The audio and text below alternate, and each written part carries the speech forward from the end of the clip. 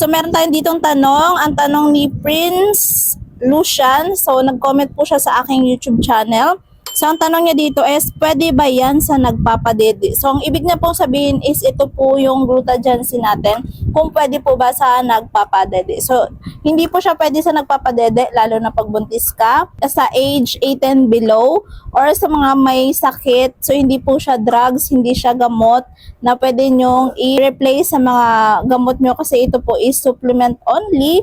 So kung gusto nyo mag-try uminom ng mga glutathione, better po na magpa-check muna kayo sa inyong mga doktor, lalong-lalo na pag buntis kayo or nagpapadede kayo. Mga gusto mag-take dyan ng glutagency, ay try nyo to kasi nakakatulong to ng malaki, especially na sa ating mga nag-age na dyan, kasi 'di ba kailangan ng katawan natin ng glutathione. Though meron tayong glutathione sa ating katawan, pero kailangan natin ng booster. Kung mga gusto dyan mag-try ng ating glutagency, ayan, ilalagay ko ang